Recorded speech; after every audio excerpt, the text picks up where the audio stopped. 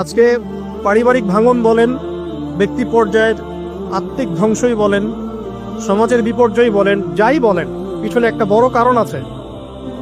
সেটা হলো আল্লাহ থেকে দূরে থাকা মানুষ, আল্লাহ থেকে হতাশ হয়ে যাওয়া।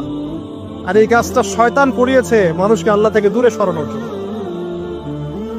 আল্লাহ রাব্বুল আলামিনের কাছে কেউ যদি যেতে চায়, মন থেকে যদি আল্লাহকে একটা বারও ডাকে, আল্লাহ পাক এক ডাকের মাধ্যমেও তার গুনাহ মাফ করতে পারেন।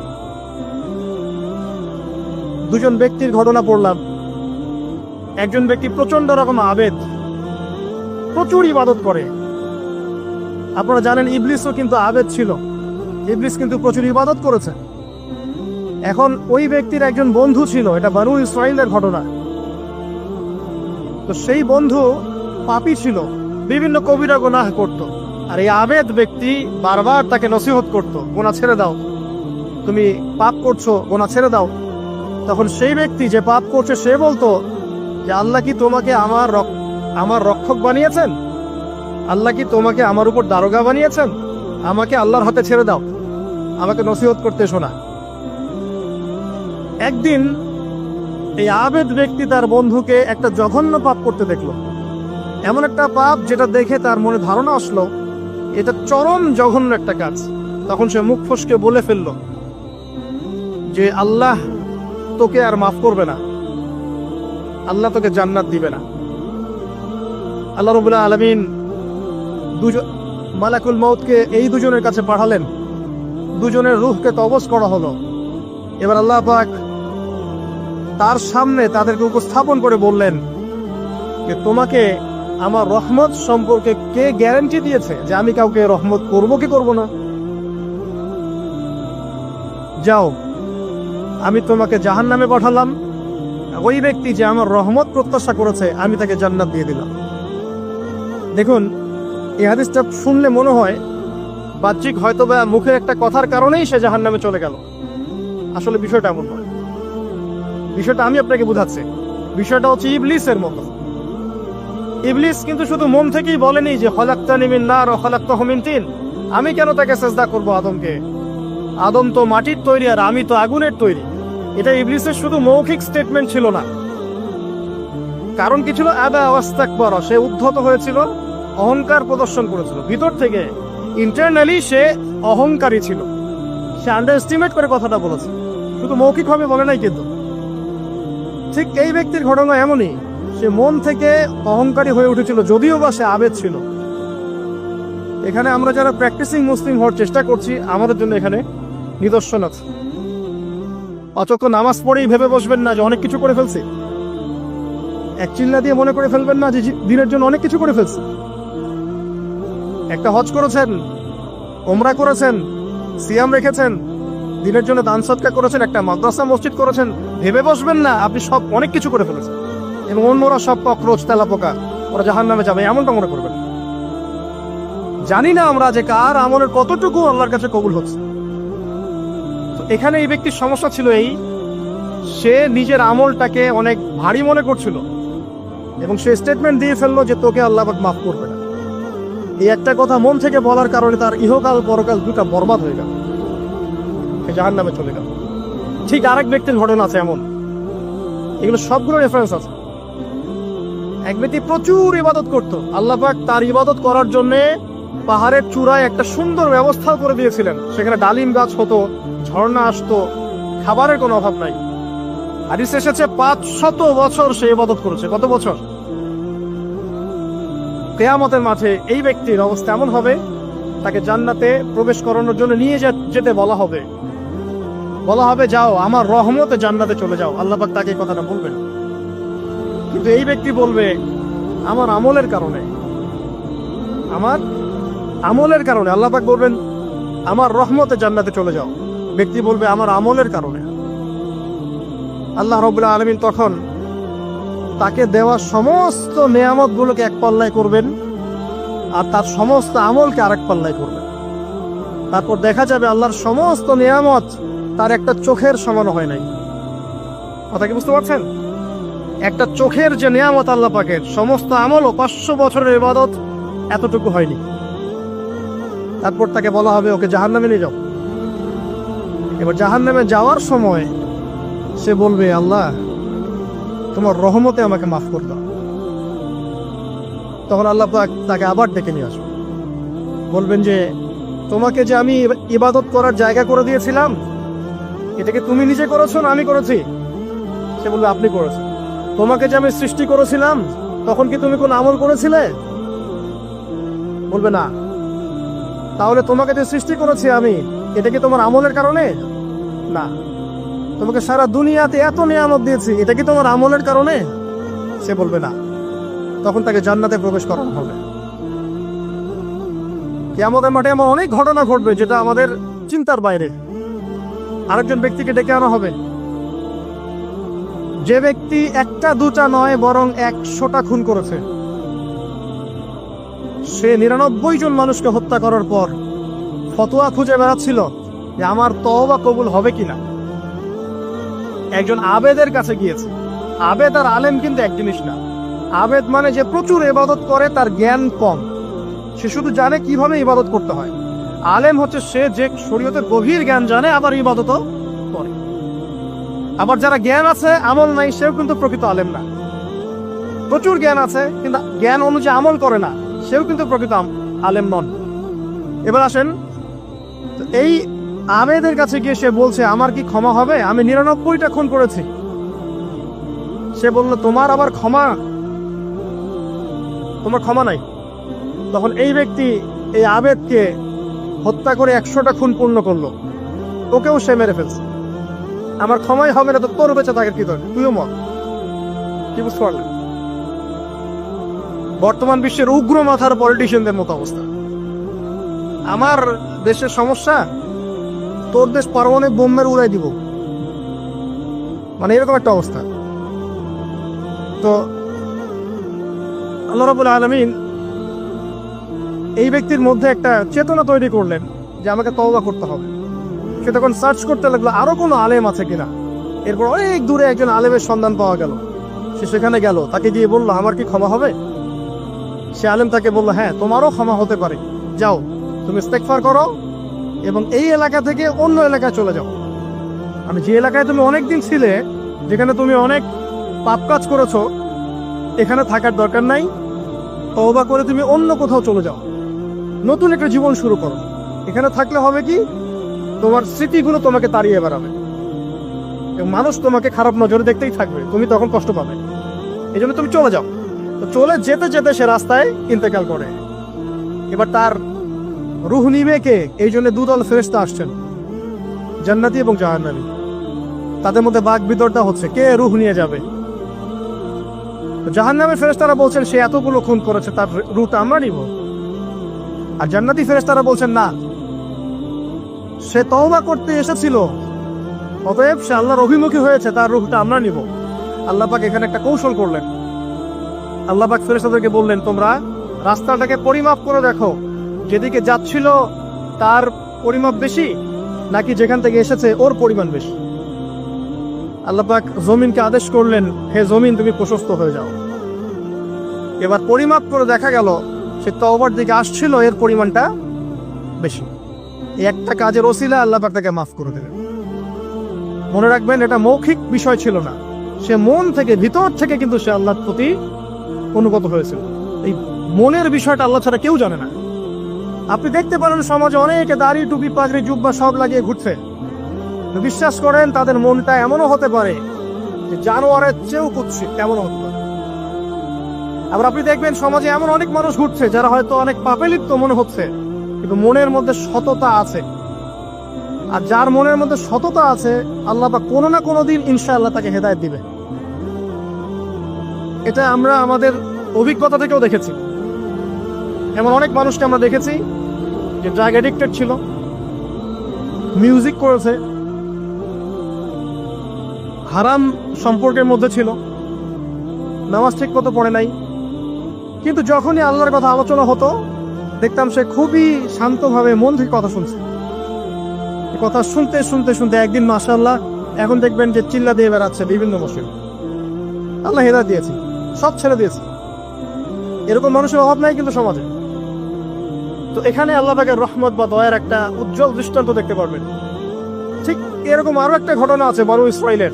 এক ব্যক্তি এত পাপ করেছে যে শেষে মৃত্যুর সময় সে সন্তানদেরকে ডাকছে, ডেকে বলছে যে আমি যখন মারা যাব আমার লাশটাকে তোমরা কবর দিও না, যদি আল্লাহ পাক আমাকে ধরতে পারেন তাহলে খবর আছে আমার। কি করতে হবে? সে বলছে যে আমার দেহটাকে তোমরা পুড়িয়ে ফেলবে এবং পুড়িয়ে ফেলার পরে ছাইগুলোকে একত্রিত করবা, করে অর্ধেক ছাই সমুদ্রে ভাসিয়ে দিবা, অর্ধেক ছাই বাতাসে উড়িয়ে দিবা। সন্তানরা তাই করলো। মৃত্যুর পর আল্লাহ পাক এই সমুদ্র এবং জমিনকে বাতাসকে আদেশ করলেন যে তোমরা ছাই জড়ো করে দাও। আর মানুষ আর জিন আল্লাহর কথা না শুনলেও এই প্রকৃতি আল্লাহ পাকের কথা শোনে। বিজ্ঞান বলে প্রকৃতি থেকে সব হচ্ছে। কি প্রকৃতি? প্রকৃতি কি, কাকে বলে? মানুষকে আল্লাহর ইবাদতকে বাদ দিয়ে প্রকৃতি পূজায় নিয়ে গেছে। এই পুরো প্রকৃতি আর মহাবিশ্বে এক আল্লাহর ইবাদত করে। কে সৃষ্টি করলো প্রকৃতি? প্রাকৃতিক ভাবে হয়েছে সবকিছু বলে, আল্লাহ থেকে হয়েছে বলা যাবে না। বললে আপনি মৌলবাদী হয়ে যাবেন। আল্লাহ শব্দ ইউজ করলে আপনি মৌলবাদী হয়ে যাবেন। ধর্মতাত্ত্বিক শব্দগুলোকে আস্তে আস্তে উঠিয়ে দেওয়া হয়েছে। দেখবেন যুক্তি, বিজ্ঞান, দার্শনিক শব্দগুলোকে আনা হয়েছে। এটাও টেকনিক্যালি করা হয়েছে। কোন সেকুলার মিডিয়াতে আপনি দেখবেন না ইনশাআল্লাহ বলছে। ইনশাআল্লাহ প্রমাণ করবে যে আপনি আস্তিক না নাস্তিক। তো প্রকৃতিকে আল্লাহ পাক আদেশ করলেন এই সমুদ্র ছাই জড়ো করো, এই বাতাস ছাই জড়ো করো। তারা ছাই জড়ো করে দিল। এই ব্যক্তিকে বলা হচ্ছে তুমি জীবিত করে আল্লাহ পাক বলছেন তুমি যেই কাজটা করেছিলে, লিমা ফাআলতা হাযা, তুমি এই কাজটা কেন করেছো? তখন এই ব্যক্তি উত্তর দিচ্ছে মিন খাশিয়াতিকা ইয়া রাব্বি ওয়া আনতা আ'লাম। হে আল্লাহ, আমি আমার বুঝে যা এসেছে আপনার ভয়েই আমি এই কাজটা করেছি, আর আপনি খুব ভালো করে জানেন যে আমি আপনার ভয়ে করেছি নাকি অন্য কোনো কারণে করেছি। মানে আপনি আমার মনের কথা জানেন। আল্লাহ পাক তাকে মাফ করে দিন। আপনাদেরকে আমি সেই ব্যভিচারী মহিলার কথাও মনে করাই। ওই মহিলা, যে ব্যক্তি একজন যৌনকর্মী ছিল, বা যেটা আমরা বলি ব্যভিচারী মহিলা ছিল, একটা কুকুরকে দেখেছে সে পানি পান করার জন্য তৃষ্ণার্ত। সে এটাতে মায়া করে, দয়া করে তার মোজাটাকে নামিয়ে এই কূপ থেকে পানি উঠিয়ে কুকুরকে পান করিয়েছে। এই একটা কাজের বদৌলতে আল্লাহ রাব্বুল আলামিন এই ব্যভিচারী মহিলাকে মাফ করে জান্নাত দিয়ে দিয়েছে। হাদিস এটাও এসেছে, নবী সাল্লাল্লাহু আলাইহি ওয়াসাল্লাম বলেছেন ইরহামু মান ফিল আরদ, তোমরা সবাই জমিনবাসীর প্রতি রহম করো। জমিনে মুসলিমই থাকতে হবে, তাদের প্রতি রহম করতে হবে এমন নয়, জমিনবাসী যারাই আছে সবার প্রতি রহম করো, জাতি ধর্ম বর্ণ নির্বিশেষে। এমনকি পশু পাখির প্রতিও দয়া করো। ইরহামু মান ফিল আরদ, জমিনে যারা আছে সবার প্রতি রহম করো। ইয়ারহামুকুম মান ফিস সামা, যিনি আসমানে আছেন তিনি তোমাদের প্রতি রহম করবেন ইনশাআল্লাহ। ইসলাম এই কথাগুলো বলেছে 1400 বছর আগে। আজকের এই বিশ্বের সো-কল্ড এই মডার্ন বিশ্বে যেখানে মানুষের রক্তের কোনো দাম নাই, সেখানে ইসলাম পশু পাখির অধিকার নিয়ে কথা বলেছে 1400 বছর আগে। কাদেরকে কি শেখাতে আসেন? কুরআন এবং সুন্নাহর বাইরে অভ্রান্ত সত্যের কোন উৎস আছে? এখানে যা আছে তাই চূড়ান্ত। মানতে চাইলে মানেন, না মানতে চাইলে জাহান্নামে যান। কেউ তো বাধ্য করছে না। লাকুম দীনুকুম ওয়ালিয়া দিন। আল্লাহ পাকের রহমত দেখেন। আরেকটা ঘটনা আছে এমন, একটা বিড়ালকে বেঁধে রেখেছিল এক মহিলা, খাবার দেয় নাই, কষ্ট দিয়েছে। একটা বিড়ালকে খাবার না দিয়ে কষ্ট দেওয়ার কারণে এই মহিলাকে আল্লাহ পাক জাহান্নামে পাঠিয়েছে। এবং কত ঘটনা আছে, এই ঘটনাগুলো হাদিসের পাতায় বর্ণিত আছে। কোরআনে কি বলছে দেখো। কোরআনের আমি কয়েকটা পয়েন্ট আপনাদেরকে খালি বলছি, এটা নিয়ে আমি সকালে ভাবছিলাম। আল্লাহ পাক আদম আলাইহিস সালামকে সৃষ্টি করেছেন আমরা সবাই জানি। আল্লাহ পাক সূরা সদের মধ্যে বলছেন ইবলিসকে, হে ইবলিস, তোমাকে কিসে বারণ করলো আদমকে সিজদা করতে, যে আদমকে আমি নিজের হাত দিয়ে সৃষ্টি করেছি। আল্লাহ রাব্বুল আলামিন যে আমাদেরকে এত যত্ন করে ভালোবেসে সৃষ্টি করেছেন, এটা কি আল্লাহ পাকের দয়ার নিদর্শন নয়? মহাবিশ্বের অন্য কোন মাখলুক সৃষ্টির ব্যাপারে আল্লাহ পাক বলেন নাই খালাকতু বিয়াদাই, আমি নিজ হাতে তাকে সৃষ্টি করেছি। শুধু সৃষ্টি নয়, সৃষ্টি করার পর আল্লাহ পাক তাকে সমস্ত নাম শিক্ষা দিয়েছেন। এই যে জ্ঞান শিক্ষা দেওয়া, জ্ঞান, এটা আল্লাহ পাকের সবচেয়ে বড় নিদর্শনগুলোর মধ্যে অন্যতম। এবং আল্লাহ পাকের সবচেয়ে বড় দয়া, আমার মত এটা, মানব জাতির উপরে আল্লাহ পাকের সবচেয়ে বড় দয়াটা হচ্ছে কি জানেন? আল্লাহ পাক আমাদেরকে জ্ঞান শিক্ষা দিয়েছেন, ওহী নাজিল করেছেন। এটা সব কিছুর ঊর্ধ্বে। কারণ আপনি তওবা করবেন, জ্ঞান লাগবে। নামাজ পড়বেন, জ্ঞান লাগবে। রোজা রাখবেন, জ্ঞান লাগবে। যাকাত দিবেন, ইলম লাগবে। আপনি দিনের যে কোনো আমল করেন, ইলম লাগবে। জান্নাত জাহান্নামের পথ খুঁজে পেতে হলে ইলম লাগবে। দেশ চালাবেন, ইলম লাগবে। অর্থনীতি চালাবেন, ইলম লাগবে। ইলম ছাড়া কিছু নাই। ইলমের উপরে কিচ্ছু নাই। এই ইলমটা আল্লাহ পাক কাকে শিক্ষা দিয়েছেন? আদম আলাইহিস সালামকে। আমরা তো শিখেছি সমাজবিজ্ঞান বইগুলোতে যে আমাদের পূর্বপুরুষরা নাকি গুহায় থাকতো আর গাছের ছাল পাতা খেয়ে থাকতো, তাই না? লতা পাতা খেয়ে থাকতো, গাছের ছাল পাতা খেয়ে থাকতো, পোশাক পরতো আর কি। বোগাস, ডাহা, মিথ্যা কথা। আল্লাহ রাব্বুল আলামিন সূরা বাকারা এবং সূরা আরাফ পড়ে দেখেন, আল্লাহ পাক বলছেন যে আদম আলাইহিস সালামকে আল্লাহ পাক সমস্ত নাম জ্ঞান শিক্ষা দিয়েছেন। মহাবিশ্বের যে প্রয়োজনীয় জ্ঞানগুলো আছে সেগুলো আল্লাহ পাক আদমকে শিখিয়েছেন আলাইহিস সালাম। ওয়াল্লামা আদামাল আসমাআ কুল্লাহা, আল্লাহ পাক আদমকে সমস্ত নাম শিক্ষা দিয়েছেন। আমাদের পিতা মাতারা মূর্খ ছিলেন না, তারা সৃষ্টি থেকেই জ্ঞানী ছিলেন। আদম আলাইহিস সালামের পারমাণবিক বোম বানানোর কোনো প্রয়োজন ছিল না। ছিল? বানান নাই।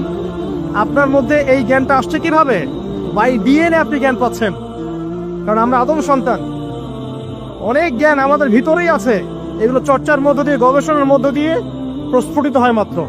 জ্ঞান ভিতরে আছে আমাদের। আমাদের পিতাকে জ্ঞানী করে বানানো হয়েছে। এই জ্ঞান শিক্ষা দেওয়াটা হচ্ছে আল্লাহ পাকের সবচেয়ে বড় দয়াগুলোর মধ্যে একটা। রহম করেছেন। শুধু তাই নয়, আদম আলাইহিস সালামকে এমন জ্ঞান শিক্ষা দিয়েছেন যে জ্ঞান ফেরেশতারা পর্যন্ত জানতো না। এটা কি দয়া নয়? এটা কি আদম সন্তানের প্রতি ভালোবাসা নয়? তারপরে সেজদা করিয়েছেন। মহাবিশ্বে অন্য কাউকে কি সেজদা করানো হয়েছে? কোরআনে কি এমন কোন দলিল আছে যে আদম আলাইহিস সালাম ছাড়া অন্য কাউকে সব ফেরেশতারা সেজদা করেছেন? আছে? তাহলে এই যে সম্মান দেয় আল্লাহর পক্ষ থেকে, সম্মান কিসের ভিত্তিতে? সম্মান শারীরিক ক্ষমতার ভিত্তিতে। সম্মানটা কি কারণে? জ্ঞানের কারণে, ইলমের কারণে, জ্ঞানের কারণে সম্মান। এই সম্মান দেয়াটা কি আল্লাহ পাকের রহমত এবং দয়ার নিদর্শন নয়? অতএব সম্মান পেতে হলে, আল্লাহর রহমত পেতে হলে সেই জ্ঞানের চর্চায় আবার ফিরে আসতে হবে। আপনি যদি আজও সেই ওহীর জ্ঞানের চর্চা করেন, আল্লাহ পাক এই পৃথিবীবাসীর বুকের মধ্যে আপনার জন্য সম্মান পয়দা করে দিবেন ইনশাআল্লাহ। দেখেন, ওই সেই জ্ঞানী যদি আপনি এখনো চর্চা করেন, আজও আপনি সম্মানিত হবেন ইনশাআল্লাহ। ব্যক্তি চর্চা করলে ব্যক্তি সম্মানিত হবে, একটা পরিবার চর্চা করলে ওই পরিবার সম্মানিত হবে, একটা সমাজ যদি চর্চা করে সেই ওহীর জ্ঞান, ওই সমাজ সম্মানিত হবে। একটা দেশে যদি আপনি ওই ওহীভিত্তিক জ্ঞান ছড়িয়ে দেন, পুরো দেশকে আল্লাহ পাক সম্মানিত করবে ইনশাআল্লাহ, পুরো জাতিকে সম্মানিত করবে ইনশাআল্লাহ। আরো সামনে যান, এই যে আদম এবং হাওয়া আলাইহিস সালাম গাছের কাছে চলে গেলেন, ফল খেয়ে ফেললেন, কারণ আমরা আদম সন্তান, ভুল করি। আল্লাহ পাক সাথে সাথেই বহিষ্কার করে দিয়েছেন? না, আল্লাহ পাক তওবা করার জন্য কালিমা শিখিয়ে দিয়েছেন। সুবহানাল্লাহ। তাদের কালিমা জানা ছিল না। আল্লাহ পাক বলছেন ফাতালাক্কা আদম মির রাব্বিহি কালিমাত। আল্লাহ পাকের কাছ থেকে আদম আলাইহিস সালাম কিছু বাক্য শিখে নিলেন, যেই বাক্য দিয়ে ফাতাবা আলাইহি, সে আল্লাহর কাছে তওবা করল। কোন সেই বাক্য? সূরা আরাফে আছে, রব্বানা যালামনা আনফুসানা ওয়া ইল্লাম তাগফির লানা ওয়া তারহামনা লানাকুনান্না মিনাল খাসিরিন। এই দোয়া কে শিখিয়ে দিয়েছে? আল্লাহ। এই তওবার বাক্য যে শিখিয়ে দেয়, এটা কি দয়ার পরিচয় নয়? আমরা আল্লাহর কাছে ফিরে যাব, তওবা করব, ইস্তেগফার করব, এই জ্ঞানটা শিখিয়ে দেয়া কি আল্লাহ পাকের দয়ার পরিচয় নয়? না হলে আমরা কিভাবে ক্ষমা চাইতাম? কিভাবে ক্ষমা চাইলে আল্লাহ পাক সমস্ত গুনাহ মাফ করবেন, এই পদ্ধতিগুলো বলে দেয়া কি আল্লাহ পাকের দয়ার পরিচয় নয়? তারপর সামনে যান, পৃথিবীতে নামিয়ে দিয়ে আল্লাহ পাক ক্ষান্ত হয়ে যাননি। আল্লাহ রাব্বুল আলামিন আসমান থেকে হেদায়েতের গ্রন্থ পাঠিয়েছেন, বলেছেন এই গ্রন্থের মধ্যে যা আছে মেনে চললে তোমরা আবার জান্নাতে ফিরে আসবে ইনশাআল্লাহ। আল্লাহ পাক আদম এবং হাওয়া আলাইহিস সালাম এবং আদম সন্তান সবাইকেই সৃষ্টি করেছেন। উদ্দেশ্য হচ্ছে আল্লাহ পাক আমাদেরকে জান্নাত দিতে চান। আল্লাহ পাক চান যে আমরা যেন জান্নাতে যাই। যদি আমরা জান্নাতে যেতে না পারি পরকালে, একটা কারণে যেতে পারবো না, অনলি একটা কারণ, সেটা হলো আমাদের নিজের দোষে। একটা কারণ। যারা জাহান্নামে যাবে মানুষ এবং জিনদের মধ্যে, নিঃসন্দেহে মহাবিশ্বে তারা ছাড়া জাহান্নামে যাওয়ার উপযুক্ত কেউ ছিল না। ও জাহান্নামে যাওয়ার উপযুক্ত ছিল বলেই আল্লাহ পাক তাকে জাহান্নামে পাঠাবেন। আর যারাই জান্নাতে যাবে প্রত্যেকেই শুধু আমলের বদৌলতে যাবে না, বরং আল্লাহ পাকের রহমতেই যাবে। কেউই তার আমল দিয়ে জান্নাতে যেতে পারবে না। নবী সাল্লাল্লাহু আলাইহি ওয়াসাল্লাম এমন ভাষ্য বলছেন, ইল্লা আনা, আমিও না, ইল্লা বিরহমাতিল্লাহ, আমিও নয়, তবে আল্লাহ পাকের দয়া আমাকে ঘিরে ধরবে। আল্লাহ পাকের রহমত যাদের উপরে বর্ষিত হবে তারাই জান্নাতে যাবে ইনশাআল্লাহ। কে আমল দিয়ে যেতে পারবে না। যত আমলই করি বলা যাবে না এই আমলের বদৌলতে জান্নাতে যেতে পারবো। আল্লাহ পাক দয়া না করলে হবে না। আল্লাহ পাক চান যে আদম সন্তান যেন জান্নাতেই যায়। এই কারণেই সৃষ্টি করা, এই কারণেই আপনার ওহী ভিত্তিক গ্রন্থগুলো পাঠানো, এই কারণে নবী রাসূল পাঠানো, আলেম ওলামা সৃষ্টি করা, মানুষকে সতর্ক করা, হায়াত দেয়া, বারংবার জীবনে চলতে ফিরতে আপনাকে এলান করা হয় আল্লাহর পথে ফিরে আসেন, আল্লাহর পথে ফিরে আসেন। এলান করা হয় না? বিপদ দিয়ে আপনাকে এলান করা হয় আল্লাহর পথে। আপনি চলতে পথে হোঁচট খান, আল্লাহ আপনাকে এলান দেন, ফিরে আসুন। চলছেন বিপথে, আল্লাহ পাক এলান দেন, ফিরে আসুন। আল্লাহ পাকের পক্ষ থেকে কিন্তু এগুলো আসে। আজকে পারিবারিক ভাঙন বলেন, ব্যক্তি পর্যায়ের আত্মিক ধ্বংসই বলেন, সমাজের বিপর্যয় বলেন, যাই বলেন, পিছনে একটা বড় কারণ আছে। সেটা হলো আল্লাহ থেকে দূরে থাকা মানুষ, আল্লাহ থেকে হতাশ হয়ে যাওয়া। আর এই কাজটা শয়তান করিয়েছে মানুষকে আল্লাহ থেকে দূরে সরানোর জন্য। আল্লাহ রাব্বুল আলামিনের কাছে কেউ যদি যেতে চায়, মন থেকে যদি আল্লাহকে একটা বারও ডাকে, আল্লাহ পাক এক ডাকের মাধ্যমেও তার গুনাহ মাফ করতে পারেন। দুজন ব্যক্তির ঘটনা পড়লাম। একজন ব্যক্তি প্রচন্ড রকম আবেদ, প্রচুর ইবাদত করে। আপনারা জানেন ইবলিসও কিন্তু আবেদ ছিল, ইবলিস কিন্তু প্রচুর ইবাদত করেছে। এখন ওই ব্যক্তির একজন বন্ধু ছিল, এটা বনু ইসরাইলের ঘটনা। তো সেই বন্ধু পাপী ছিল, বিভিন্ন কবিরা গুনাহ করত। আর এই আবেদ ব্যক্তি বারবার তাকে নসিহত করত, গুনাহ ছেড়ে দাও, তুমি পাপ করছো, গুনাহ ছেড়ে দাও। তখন সেই ব্যক্তি যে পাপ করছে সে বলতো যে আল্লাহ কি তোমাকে আমার রক্ষক বানিয়েছেন? আল্লাহ কি তোমাকে আমার উপর দারোগা বানিয়েছেন? আমাকে আল্লাহর হাতে ছেড়ে দাও, আমাকে নসিহত করতে শোনা। একদিন এই আবেদ ব্যক্তি তার বন্ধুকে একটা জঘন্য পাপ করতে দেখলো, এমন একটা পাপ যেটা দেখে তার মনে ধারণা আসলো এটা চরম জঘন্য একটা কাজ। তখন সে মুখ ফসকে বলে ফেললো যে আল্লাহ তোকে আর মাফ করবে না, আল্লাহ তোকে জান্নাত দিবে না। আল্লাহ রাব্বুল আলামিন মালাকুল মউতকে এই দুজনের কাছে পাঠালেন, দুজনের রূহকে কবজ করা হলো। এবার আল্লাহ পাক তার সামনে তাদেরকে উপস্থাপন করে বললেন যে তোমাকে আমার রহমত সম্পর্কে কে গ্যারান্টি দিয়েছে যে আমি কাউকে রহমত করব কি করব না? যাও, আমি তোমাকে জাহান্নামে পাঠালাম, ওই ব্যক্তি যে আমার রহমত প্রত্যাশা করেছে আমি তাকে জান্নাত দিয়ে দিলাম। দেখুন, এই হাদিসটা শুনলে মনে হয় বাহ্যিক হয়তো বা মুখের একটা কথার কারণেই সে জাহান্নামে চলে গেল। আসলে বিষয়টা এমন নয়। বিষয়টা আমি আপনাকে বুঝাচ্ছি। বিষয়টা হচ্ছে ইবলিসের মতো। ইবলিস কিন্তু শুধু মন থেকেই বলেনি যে খলাকতানি মিন নার ওয়া খলাকতাহু মিন তিন, আমি কেন তাকে সিজদা করব আদমকে? আদম তো মাটির তৈরি আর আমি তো আগুনের তৈরি। এটা ইবলিসের শুধু মৌখিক স্টেটমেন্ট ছিল না, কারণ কি ছিল? আবা ওয়াস্তাকবারা, সে উদ্ধত হয়েছিল, অহংকার প্রদর্শন করেছিল। ভিতর থেকে ইন্টারনালি সে অহংকারী ছিল, সে আন্ডারএস্টিমেট করে কথাটা বলেছে, শুধু মৌখিকভাবে বলে নাই। কিন্তু ঠিক এই ব্যক্তির ঘটনা এমনই, সে মন থেকে অহংকারী হয়ে উঠেছিল, যদিও বা সে আবেদ ছিল। এখানে আমরা যারা প্র্যাকটিসিং মুসলিম হওয়ার চেষ্টা করছি, আমাদের জন্য এখানে নিদর্শন আছে।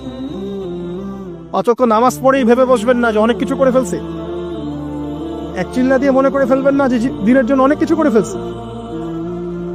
একটা হজ করেছেন, ওমরা করেছেন, সিয়াম রেখেছেন, দিনের জন্য দান সদকা করেছেন, একটা মাদ্রাসা মসজিদ করেছেন, ভেবে বসবেন না আপনি সব অনেক কিছু করে ফেলেছেন এবং অন্যরা সব ককরোচ তেলাপোকা, ওরা জাহান্নামে যাবে, এমনটা মনে করবেন। জানি না আমরা যে কার আমলের কতটুকু আল্লাহর কাছে কবুল হচ্ছে। তো এখানে এই ব্যক্তির সমস্যা ছিল এই, সে নিজের আমলটাকে অনেক ভারী মনে করছিল এবং সে স্টেটমেন্ট দিয়ে ফেললো যে তোকে আল্লাহ পাক মাফ করবে না। এই একটা কথা মন থেকে বলার কারণে তার ইহকাল পরকাল দুটা বরবাদ হয়ে গেল, সে জাহান্নামে চলে গেল। ঠিক আরেক ব্যক্তির ঘটনা আছে এমন, এগুলো সবগুলো রেফারেন্স আছে। এক ব্যক্তি প্রচুর ইবাদত করত, আল্লাহ পাক তার ইবাদত করার জন্য পাহাড়ের চূড়ায় একটা সুন্দর ব্যবস্থাও করে দিয়েছিলেন। সেখানে ডালিম গাছ হতো, ঝর্ণা আসতো, খাবারের কোনো অভাব নাই। হাদিস এসেছে 500 বছর সে ইবাদত করেছে। কত বছর? কিয়ামতের মাঠে এই ব্যক্তির অবস্থা এমন হবে, তাকে জান্নাতে প্রবেশ করানোর জন্য নিয়ে যেতে বলা হবে যাও আমার রহমতে জান্নাতে চলে যাও। আল্লাহ পাক তাকে এই কথাটা বলবেন, কিন্তু এই ব্যক্তি বলবে আমার আমলের কারণে আল্লাহ পাক বলবেন আমার রহমতে জান্নাতে চলে যাও। ব্যক্তি বলবে আমার আমলের কারণে। আল্লাহ রাব্বুল আলামিন তখন তাকে দেওয়া সমস্ত নেয়ামত গুলোকে এক পাল্লায় করবেন আর তার সমস্ত আমলকে আরেক পাল্লায় করবেন। তারপর দেখা যাবে আল্লাহর সমস্ত নিয়ামত তার একটা চোখের সমান হয় নাই। কথা কি বুঝতে পারছেন? একটা চোখের যে নিয়ামত আল্লাহ পাকের, সমস্ত আমল ও 500 বছরের ইবাদত এতটুকু হয়নি। তারপর তাকে বলা হবে ওকে জাহান্নামে নিয়ে যাও। এবার জাহান্নামে যাওয়ার সময় সে বলবে আল্লাহ তোমার রহমতে আমাকে মাফ করে দাও। তখন আল্লাহ পাক তাকে আবার ডেকে নিয়ে আসবে, বলবেন যে তোমাকে যে আমি ইবাদত করার জায়গা করে দিয়েছিলাম, এটাকে তুমি নিজে করেছো না আমি করেছি? সে বলবে আপনি করেছেন। তোমাকে যে আমি সৃষ্টি করেছিলাম তখন কি তুমি কোন আমল করেছিলে? বলবে না। তাহলে তোমাকে যে সৃষ্টি করেছি আমি, এটা কি তোমার আমলের কারণে? না। তোমাকে সারা দুনিয়াতে এত নিয়ামত দিয়েছি, এটা কি তোমার আমলের কারণে? সে বলবে না। তখন তাকে জান্নাতে প্রবেশ করানো হবে। কিয়ামতের মাঠে এমন অনেক ঘটনা ঘটবে যেটা আমাদের চিন্তার বাইরে। আরেকজন ব্যক্তিকে ডেকে আনা হবে, যে ব্যক্তি একটা দুটা নয় বরং 100টা খুন করেছে। সে 99 জন মানুষকে হত্যা করার পর ফতোয়া খুঁজে বেড়াচ্ছিল যে আমার তওবা কবুল হবে কিনা। একজন আবেদের কাছে গিয়েছে। আবেদ আর আলেম কিন্তু এক জিনিস না। আবেদ মানে যে প্রচুর ইবাদত করে, তার জ্ঞান কম, সে শুধু জানে কিভাবে ইবাদত করতে হয়। আলেম হচ্ছে সে যে শরীয়তের গভীর জ্ঞান জানে আবার ইবাদতও করে। আবার যারা জ্ঞান আছে আমল নাই, সেও কিন্তু প্রকৃত আলেম না। প্রচুর জ্ঞান আছে কিন্তু জ্ঞান অনুযায়ী আমল করে না, সেও কিন্তু প্রকৃত আলেম নন। এবার আসেন, এই আবেদের কাছে গিয়ে সে বলছে আমার কি ক্ষমা হবে? আমি 99টা খুন করেছি। সে বলল তোমার আবার ক্ষমা? তোমার ক্ষমা নাই। তখন এই ব্যক্তি এই আবেদকে হত্যা করে 100টা খুন পূর্ণ করলো, ওকেও সে মেরে ফেলছে। আমার ক্ষমাই হবে না তো তোর বেঁচে থাকার কি দরকার, তুইও মত। কি বুঝতে পারলেন? বর্তমান বিশ্বের উগ্র মাথার পলিটিশিয়ানদের মতো অবস্থা। আমার দেশের সমস্যা, তোর দেশ পারমাণবিক বোম্বের উড়াই দিব, মানে এরকম একটা অবস্থা। তো আল্লাহ রাব্বুল আলামিন এই ব্যক্তির মধ্যে একটা চেতনা তৈরি করলেন যে আমাকে তওবা করতে হবে। সে তখন সার্চ করতে লাগলো আরো কোনো আলেম আছে কিনা। এরপর অনেক দূরে একজন আলেমের সন্ধান পাওয়া গেল। সে সেখানে গেল, তাকে গিয়ে বললো আমার কি ক্ষমা হবে? সে আলেম তাকে বললো হ্যাঁ তোমারও ক্ষমা হতে পারে, যাও তুমি ইস্তেগফার করো এবং এই এলাকা থেকে অন্য এলাকায় চলে যাও। মানে যে এলাকায় তুমি অনেকদিন ছিলে, যেখানে তুমি অনেক পাপ কাজ করেছো, এখানে থাকার দরকার নাই। তওবা করে তুমি অন্য কোথাও চলে যাও, নতুন একটা জীবন শুরু করো। এখানে থাকলে হবে কি, তোমার স্মৃতিগুলো তোমাকে তাড়িয়ে বেড়াবে এবং মানুষ তোমাকে খারাপ নজরে দেখতেই থাকবে, তুমি তখন কষ্ট পাবে। এই জন্য তুমি চলে যাও। তো চলে যেতে যেতে সে রাস্তায় ইন্তেকাল করে। এবার তার রূহ নিবে কে? এই জন্য দুদল ফেরেশতা আসছেন, জান্নাতি এবং জাহান্নামী। তাদের মধ্যে বাক বিতর্কটা হচ্ছে কে রূহ নিয়ে যাবে। জাহান্নামী ফেরেশতারা বলছেন সে এতগুলো খুন করেছে, তার রূহটা আমরা নিব। আর জান্নাতি ফেরেশতারা বলছেন না, সে তওবা করতে এসেছিল, অতএব সে আল্লাহর অভিমুখী হয়েছে, তার রূহটা আমরা নিব। আল্লাহ পাক এখানে একটা কৌশল করলেন। আল্লাহ পাক ফেরেশতাদেরকে বললেন তোমরা রাস্তাটাকে পরিমাপ করে দেখো, যেদিকে যাচ্ছিল তার পরিমাপ বেশি নাকি যেখান থেকে এসেছে ওর পরিমাণ বেশি। আল্লাহ পাক জমিনকে আদেশ করলেন, হে জমিন তুমি প্রশস্ত হয়ে যাও। এবার পরিমাপ করে দেখা গেল সে তওবার দিকে আসছিল, এর পরিমাণটা বেশি। এই একটা কাজের ওসিলা আল্লাহ পাক তাকে মাফ করে দেবেন। মনে রাখবেন, এটা মৌখিক বিষয় ছিল না, সে মন থেকে, ভিতর থেকে কিন্তু সে আল্লাহর প্রতি অনুগত হয়েছিল। এই মনের বিষয়টা আল্লাহ ছাড়া কেউ জানে না। আপনি দেখতে পারেন সমাজে অনেকে দাড়ি, টুপি, পাগড়ি, জুব্বা সব লাগিয়ে ঘুরছে, বিশ্বাস করেন তাদের মনটা এমনও হতে পারে যে জানোয়ারের চেয়েও কুৎসিত, তেমনও হতে পারে। আবার আপনি দেখবেন সমাজে এমন অনেক মানুষ ঘুরছে যারা হয়তো অনেক পাপে লিপ্ত মনে হচ্ছে, কিন্তু মনের মধ্যে সততা আছে। আর যার মনের মধ্যে সততা আছে, আল্লাহ পাক কোনো না কোনো দিন ইনশাআল্লাহ তাকে হেদায়েত দিবে। এটা আমরা আমাদের অভিজ্ঞতা থেকেও দেখেছি। এমন অনেক মানুষকে আমরা দেখেছি যে ড্রাগ অ্যাডিক্টেড ছিল, মিউজিক করেছে, হারাম সম্পর্কের মধ্যে ছিল, নামাজ ঠিক মতো পড়ে নাই, কিন্তু যখনই আল্লাহর কথা আলোচনা হতো দেখতাম সে খুবই শান্তভাবে মন থেকে কথা শুনছে। কথা শুনতে শুনতে শুনতে একদিন মাশাআল্লাহ এখন দেখবেন যে চিল্লা দিয়ে বেড়াচ্ছে বিভিন্ন মসজিদে। আল্লাহ হেদায়েত দিয়েছে, সব ছেড়ে দিয়েছে। এরকম মানুষের অভাব নাই কিন্তু সমাজে। তো এখানে আল্লাহ পাকের রহমত বা দয়ার একটা উজ্জ্বল দৃষ্টান্ত দেখতে পারবেন। ঠিক এরকম আরো একটা ঘটনা আছে বনু ইসরাইলের। এক ব্যক্তি এত পাপ করেছে যে শেষে মৃত্যুর সময় সে সন্তানদেরকে ডাকছে, ডেকে বলছে যে আমি যখন মারা যাব আমার লাশটাকে তোমরা কবর দিও না, যদি আল্লাহ পাক আমাকে ধরতে পারেন তাহলে খবর আছে আমার। কি করতে হবে? সে বলছে যে আমার দেহটাকে তোমরা পুড়িয়ে ফেলবে, এবং পুড়িয়ে ফেলার পরে ছাইগুলোকে একত্রিত করবা, করে অর্ধেক ছাই সমুদ্রে ভাসিয়ে দিবা, অর্ধেক ছাই বাতাসে উড়িয়ে দিবা। সন্তানরা তাই করলো। মৃত্যুর পর আল্লাহ পাক এই সমুদ্র এবং জমিনকে বাতাসকে আদেশ করলেন যে তোমরা ছাই জড়ো করে দাও। আর মানুষ আর জিন আল্লাহর কথা না শুনলেও এই প্রকৃতি আল্লাহ পাকের কথা শোনে। বিজ্ঞান বলে প্রকৃতি থেকে সব হচ্ছে। কি প্রকৃতি? প্রকৃতি কি, কাকে বলে? মানুষকে আল্লাহর ইবাদতকে বাদ দিয়ে প্রকৃতি পূজায় নিয়ে গেছে। এই পুরো প্রকৃতি আর মহাবিশ্বে এক আল্লাহর ইবাদত করে। কে সৃষ্টি করলো প্রকৃতি? প্রাকৃতিক ভাবে হয়েছে সবকিছু বলে, আল্লাহ থেকে হয়েছে বলা যাবে না। বললে আপনি মৌলবাদী হয়ে যাবেন। আল্লাহ শব্দ ইউজ করলে আপনি মৌলবাদী হয়ে যাবেন। ধর্মতাত্ত্বিক শব্দগুলোকে আস্তে আস্তে উঠিয়ে দেওয়া হয়েছে। দেখবেন যুক্তি, বিজ্ঞান, দার্শনিক শব্দগুলোকে আনা হয়েছে। এটাও টেকনিক্যালি করা হয়েছে। কোন সেকুলার মিডিয়াতে আপনি দেখবেন না ইনশাআল্লাহ বলছে।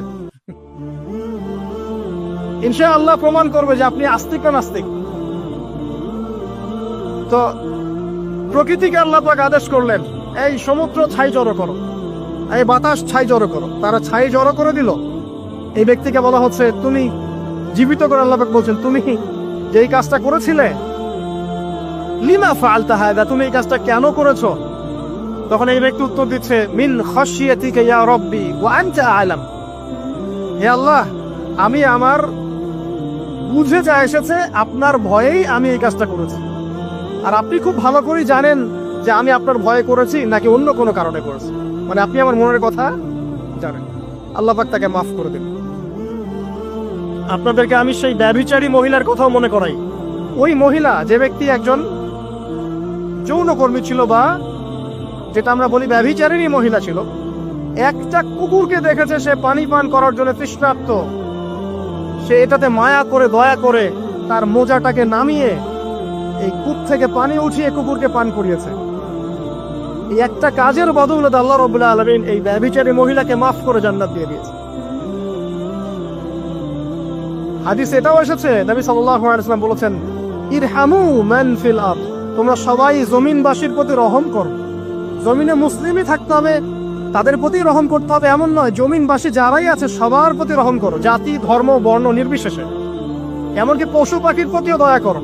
ইরহামু মান ফিল আরদ, জমিনে যারা আছে সবার প্রতি রহম করো। ইয়ারহামুকুম মান ফিস সামা, যিনি আসমানে আছেন তিনি তোমাদের প্রতি রহম করবেন ইনশাআল্লাহ। ইসলাম এই কথাগুলো বলেছে 1400 বছর আগে। আজকের এই বিশ্বের সো-কল্ড এই মডার্ন বিশ্বে, যেখানে মানুষের রক্তের কোনো দাম নাই, সেখানে ইসলাম পশু পাখির অধিকার নিয়ে কথা বলেছে 1400 বছর আগে। কাদেরকে কি শেখাতে আসেন? কোরআন এবং সুন্নাহর বাইরে অভ্রান্ত সত্যের কোন উৎস আছে? এখানে যা আছে তাই চূড়ান্ত। মানতে চাইলে মানেন, না মানতে চাইলে জাহান্নামে যান, কেউ তো বাধ্য করছে না। লাকুম দীনুকুম ওয়ালিয়া দিন। আল্লাহ পাকের রহমত দেখেন। আরেকটা ঘটনা আছে এমন, একটা বিড়ালকে বেঁধে রেখেছিল এক মহিলা, খাবার দেয় নাই, কষ্ট দিয়েছে। একটা বিড়ালকে খাবার না দিয়ে কষ্ট দেওয়ার কারণে এই মহিলাকে আল্লাহ পাক জাহান্নামে পাঠিয়েছে। এরকম কত ঘটনা আছে, এই ঘটনাগুলো হাদিসের পাতায় বর্ণিত আছে। কোরআনে কি বলছে দেখুন। কোরআনের আমি কয়েকটা পয়েন্ট আপনাদেরকে খালি বলছি, এটা নিয়ে আমি সকালে ভাবছিলাম। আল্লাহ পাক আদম আলাইহিস সালামকে সৃষ্টি করেছেন আমরা সবাই জানি। কিন্তু আল্লাহ পাক সূরা সদের মধ্যে বলছেন ইবলিসকে, হে ইবলিস, তোমাকে কিসে বারণ করলো আদমকে সিজদা করতে, যে আদমকে আমি নিজের হাত দিয়ে সৃষ্টি করেছি। আল্লাহ রাব্বুল আলামিন যে আমাদেরকে এত যত্ন করে ভালোবেসে সৃষ্টি করেছেন, এটা কি আল্লাহ পাকের দয়ার নিদর্শন নয়? মহাবিশ্বের অন্য কোন মাখলুক সৃষ্টির ব্যাপারে আল্লাহ পাক বলেন নাই খলাকতু বিয়াদাই, আমি নিজ হাতে তাকে সৃষ্টি করেছি। শুধু সৃষ্টি নয়, সৃষ্টি করার পর আল্লাহ পাক তাকে সমস্ত নাম শিক্ষা দিয়েছেন। এই যে জ্ঞান শিক্ষা দেওয়া, জ্ঞান, এটা আল্লাহ পাকের সবচেয়ে বড় নিদর্শনগুলোর মধ্যে অন্যতম। এবং আল্লাহ পাকের সবচেয়ে বড় দয়া, আমার মত এটা, মানব জাতির উপরে আল্লাহ পাকের সবচেয়ে বড় দয়াটা হচ্ছে কি জানেন? আল্লাহ পাক আমাদেরকে জ্ঞান শিক্ষা দিয়েছেন, ওহী নাজিল করেছেন। এটা সব কিছুর ঊর্ধ্বে। কারণ আপনি তওবা করবেন, জ্ঞান লাগবে। নামাজ পড়বেন, জ্ঞান লাগবে। রোজা রাখবেন, জ্ঞান লাগবে। যাকাত দিবেন, ইলম লাগবে। আপনি দিনের যে কোনো আমল করেন, ইলম লাগবে। জান্নাত জাহান্নামের পথ খুঁজে পেতে হলে ইলম লাগবে। দেশ চালাবেন, ইলম লাগবে। অর্থনীতি চালাবেন, ইলম লাগবে। ইলম ছাড়া কিছু নাই, ইলমের উপরে কিচ্ছু নাই। এই ইলমটা আল্লাহ পাক কাকে শিক্ষা দিয়েছেন? আদম আলাইহিস সালামকে। আমরা তো শিখেছি সমাজ বিজ্ঞান বইগুলোতে যে আমাদের পূর্বপুরুষরা নাকি গুহায় থাকতো আর গাছের ছাল পাতা খেয়ে থাকতো, তাই না? লতা পাতা খেয়ে থাকতো, গাছের ছাল পাতা খেয়ে থাকতো, পোশাক পরতো আর কি। বোগাস, দাহা মিথ্যা কথা। আল্লাহ রাব্বুল আলামিন সূরা বাকারা এবং সূরা আরাফ পড়ে দেখেন, আল্লাহ পাক বলছেন যে আদম আলাইহিস সালামকে আল্লাহ পাক সমস্ত নাম জ্ঞান শিক্ষা দিয়েছেন। মহাবিশ্বের যে প্রয়োজনীয় জ্ঞানগুলো আছে সেগুলো আল্লাহ পাক আদমকে শিখিয়েছেন আলাইহিস সালাম। ওয়াল্লামা আদামাল আসমাআ কুল্লাহা, আল্লাহ পাক আদমকে সমস্ত নাম শিক্ষা দিয়েছেন। আমাদের পিতা মাতারা মূর্খ ছিলেন না, তারা সৃষ্টি থেকেই জ্ঞানী ছিলেন। আদম আলাইহিস সালামের পারমাণবিক বোম বানানোর কোনো প্রয়োজন ছিল না, ছিল? বানান নাই। আপনার মধ্যে এই জ্ঞানটা আসছে কিভাবে? বাই ডিএনএ আপনি জ্ঞান পাচ্ছেন, কারণ আমরা আদম সন্তান। অনেক জ্ঞান আমাদের ভিতরেই আছে, এগুলো চর্চার মধ্য দিয়ে, গবেষণার মধ্য দিয়ে প্রস্ফুটিত হয় মাত্র। জ্ঞান ভিতরে আছে আমাদের, আমাদের পিতাকে জ্ঞানী করে বানানো হয়েছে। এই জ্ঞান শিক্ষা দেওয়াটা হচ্ছে আল্লাহ পাকের সবচেয়ে বড় দয়াগুলোর মধ্যে একটা, রহম করেছেন। শুধু তাই নয়, আদম আলাইহিস সালামকে এমন জ্ঞান শিক্ষা দিয়েছেন যে জ্ঞান ফেরেশতারা পর্যন্ত জানতো না। এটা কি দয়া নয়? এটা কি আদম সন্তানের প্রতি ভালোবাসা নয়? তারপরে সেজদা করিয়েছেন। মহাবিশ্বে অন্য কাউকে কি সেজদা করানো হয়েছে? কোরআনে কি এমন কোন দলিল আছে যে আদম আলাইহিস সালাম ছাড়া অন্য কাউকে সব ফেরেশতারা সেজদা করেছেন? আছে? তাহলে এই যে সম্মান দেয় আল্লাহর পক্ষ থেকে, সম্মান কিসের ভিত্তিতে? সম্মান শারীরিক ক্ষমতার ভিত্তিতে। সম্মানটা কি কারণে? জ্ঞানের কারণে, ইলমের কারণে, জ্ঞানের কারণে সম্মান। এই সম্মান দেয়াটা কি আল্লাহ পাকের রহমত এবং দয়ার নিদর্শন নয়? অতএব সম্মান পেতে হলে, আল্লাহর রহমত পেতে হলে সেই জ্ঞানের চর্চায় আবার ফিরে আসতে হবে। আপনি যদি আজও সেই ওহীর জ্ঞানের চর্চা করেন, আল্লাহ পাক এই পৃথিবীবাসীর বুকের মধ্যে আপনার জন্য সম্মান পয়দা করে দিবেন ইনশাআল্লাহ। দেখেন, ওই সেই জ্ঞানী যদি আপনি এখনো চর্চা করেন, আজও আপনি সম্মানিত হবেন ইনশাআল্লাহ। ব্যক্তি চর্চা করলে ব্যক্তি সম্মানিত হবে, একটা পরিবার চর্চা করলে ওই পরিবার সম্মানিত হবে, একটা সমাজ যদি চর্চা করে সেই ওহীর জ্ঞান, ওই সমাজ সম্মানিত হবে। একটা দেশে যদি আপনি ওই ওহীভিত্তিক জ্ঞান ছড়িয়ে দেন, পুরো দেশকে আল্লাহ পাক সম্মানিত করবে ইনশাআল্লাহ, পুরো জাতিকে সম্মানিত করবে ইনশাআল্লাহ। আরো সামনে যান, এই যে আদম এবং হাওয়া আলাইহিস সালাম গাছের কাছে চলে গেলেন, ফল খেয়ে ফেললেন, কারণ আমরা আদম সন্তান, ভুল করি। আল্লাহ পাক সাথে সাথেই বহিষ্কার করে দিয়েছেন? না, আল্লাহ পাক তওবা করার জন্য কালিমা শিখিয়ে দিয়েছেন। সুবহানাল্লাহ। তাদের কালিমা জানা ছিল না, আল্লাহ পাক বলছেন ফাতালাক্কা আদম মির রাব্বিহি কালিমাত, আল্লাহ পাকের কাছ থেকে আদম আলাইহিস সালাম কিছু বাক্য শিখে নিলেন, যেই বাক্য দিয়ে ফাতাবা আলাই, সে আল্লাহর কাছে তওবা করল। কোন সেই বাক্য? সূরা আরাফে আছে, রব্বানা যালামনা আনফুসানা ওয়া ইল্লাম তাগফির লানা ওয়া তারহামনা লানাকুনান্না মিনাল খাসিরিন। এই দোয়া কে শিখিয়ে দিয়েছে? আল্লাহ। এই তওবার বাক্য যে শিখিয়ে দেয়, এটা কি দয়ার পরিচয় নয়? আমরা আল্লাহর কাছে ফিরে যাব, তওবা করব, ইস্তেগফার করব, এই জ্ঞানটা শিখিয়ে দেয়া কি আল্লাহ পাকের দয়ার পরিচয় নয়? না আমরা কিভাবে ক্ষমা চাইতাম? কিভাবে ক্ষমা চাইলে আল্লাহ পাক সমস্ত গুনাহ মাফ করবেন, এই পদ্ধতিগুলো বলে দেয়া কি আল্লাহ পাকের দয়ার পরিচয় নয়? তারপর সামনে যান, পৃথিবীতে নামিয়ে দিয়ে আল্লাহ পাক ক্ষান্ত হয়ে যাননি। আল্লাহ রাব্বুল আলামিন আসমান থেকে হেদায়েতের গ্রন্থ পাঠিয়েছেন, বলেছেন এই গ্রন্থের মধ্যে যা আছে মেনে চললে তোমরা আবার জান্নাতে ফিরে আসবে ইনশাআল্লাহ। আল্লাহ পাক আদম এবং হাওয়া আলাইহিস সালাম এবং আদম সন্তান সবাইকেই সৃষ্টি করেছেন, উদ্দেশ্য হচ্ছে আল্লাহ পাক আমাদেরকে জান্নাত দিতে চান। আল্লাহ পাক চান যে আমরা যেন জান্নাতে যাই। যদি আমরা জান্নাতে যেতে না পারি পরকালে, একটা কারণে যেতে পারবো না, অনলি একটা কারণ, সেটা হলো আমাদের নিজের দোষে। একটা কারণ, যারা জাহান্নামে যাবে মানুষ এবং জিনদের মধ্যে, নিঃসন্দেহে মহাবিশ্বে তারা ছাড়া জাহান্নামে যাওয়ার উপযুক্ত কেউ ছিল না। ও জাহান্নামে যাওয়ার উপযুক্ত ছিল বলেই আল্লাহ পাক তাকে জাহান্নামে পাঠাবেন। আর যারাই জান্নাতে যাবে প্রত্যেকেই শুধু আমলের বদৌলতে যাবে না, বরং আল্লাহ পাকের রহমতেই যাবে। কেউই তার আমল দিয়ে জান্নাতে যেতে পারবে না। নবী সাল্লাল্লাহু আলাইহি ওয়াসাল্লাম এমন ভাষ্য বলছেন, ইল্লা আনা, আমিও না, ইল্লা বিরহমাতিল্লাহ, আমিও নয়, তবে আল্লাহ পাকের দয়া আমাকে ঘিরে ধরবে। আল্লাহ পাকের রহমত যাদের উপরে বর্ষিত হবে তারাই জান্নাতে যাবে ইনশাআল্লাহ। কে আমল দিয়ে যেতে পারবে না। যত আমলই করি বলা যাবে না এই আমলের বদৌলতে জান্নাতে যেতে পারবো। আল্লাহ পাক দয়া না করলে হবে না। আল্লাহ পাক চান যে আদম সন্তান যেন জান্নাতেই যায়। এই কারণেই সৃষ্টি করা, এই কারণেই আপনার ওহী ভিত্তিক গ্রন্থগুলো পাঠানো, এই কারণে নবী রাসূল পাঠানো, আলেম ওলামা সৃষ্টি করা, মানুষকে সতর্ক করা, হায়াত দেয়া, বারংবার জীবনে চলতে ফিরতে আপনাকে এলান করা হয় আল্লাহর পথে ফিরে আসেন, আল্লাহর পথে ফিরে আসেন। এলান করা হয় না? বিপদ দিয়ে আপনাকে এলান করা হয় আল্লাহর পথে। আপনি চলতে পথে হোঁচট খান, আল্লাহ আপনাকে এলান দেন, ফিরে আসুন। চলছেন বিপথে, আল্লাহ পাক এলান দেন, ফিরে আসুন। আল্লাহ পাকের পক্ষ থেকে কিন্তু এগুলো আসে।